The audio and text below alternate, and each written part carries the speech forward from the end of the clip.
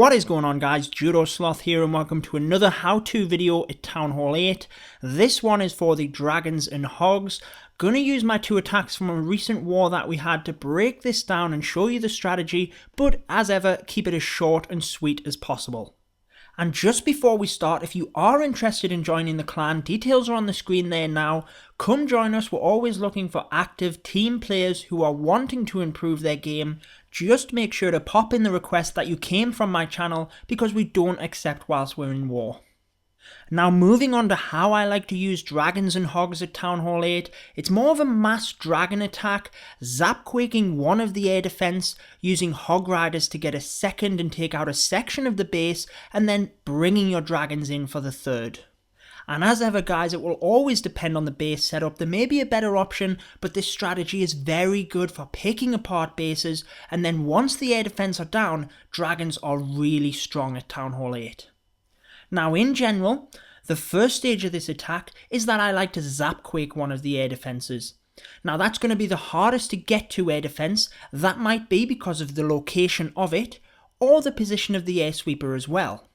In this one, it's going to be the northeastern one, just to the right hand side of the town hall. Once that's down, I can almost forget about that air sweeper because I'm going to attack from behind it. You then need to know which air defense to path your hogs to, but you need to ensure that the enemy clan castle does not engage your hogs. So a lot of the time you might do this by bringing in your dragons towards the final air defense first, and then once the clan castle engages your dragons, you can bring in your hogs at the back end towards that last air defense. You will see on this one that I was able to nip the lure at the top with a single barbarian, and then I was able to draw that castle away from the air defense I was bringing my hogs to, and that just ensured that it didn't get any damage on my dragons. So it's all been going on in the background, but I put a poison spell in on the enemy dragon in order to limit the amount of damage on my own dragons again. I then used my king to distract some of the defences and bring in castle hogs and 3 of my own towards that back air defence. I also like to use a heal spell there just to make sure you get it, and it can also help your hogs to take out a little bit more of the base.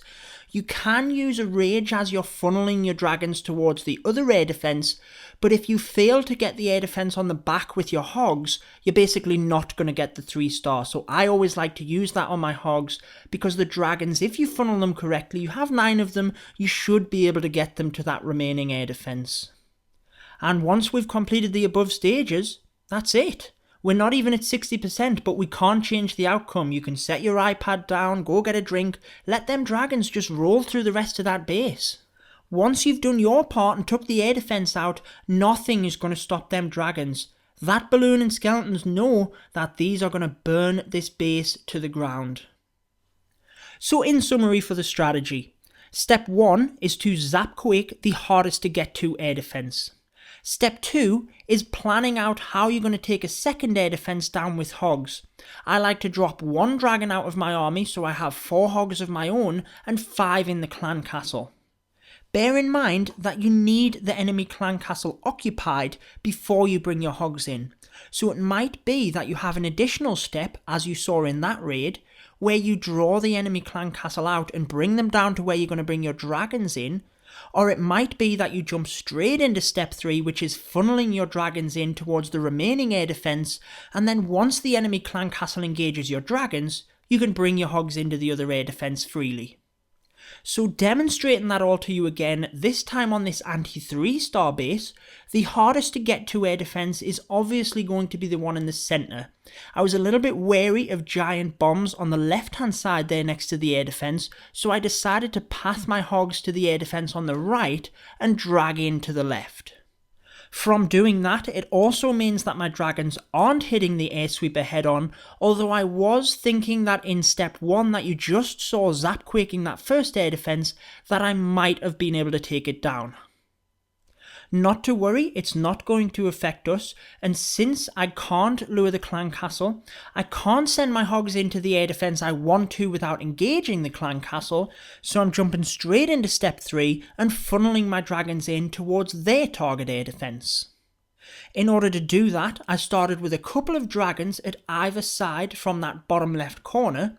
That enabled me to take out a couple of buildings out of range of the air defense, but also then have a tighter spread pushing through the elixir storages to the air defense. You'll see that I popped my king in again on the right hand side to distract some of the defenses, and then popped my hogs in with the heal spell in order to get that third air defense down. And you'll see at this point again I have a wide spread of dragons up and there's no air defenses left. Now, one other tip that I want to give you is other options for your king. In this raid you will see that I have 2 archer towers at the very back that I have to get to last. If you're very confident of getting the air defense with your hogs without using your king to distract, you can use him on the back end in order to distract them archer towers as your dragons are coming through. Failing that, you can always use him to help funnel your dragons by taking out a couple of buildings to help push them to their target air defense. And that wraps up the strategy, guys. You will be very surprised at how many bases you can take down with this. It's a very generic army, so you can always cook this up if you're pushed for time and get it to work on a lot of different bases. It's just something else to have in your toolkit. Make sure to drop me a comment down below if that was helpful. I hope you find success with it, and don't forget to subscribe for more attack guides and clash content. This has been Judo Sloth, and until next time, peace out, guys. Stay tuned for more Clash of Clans.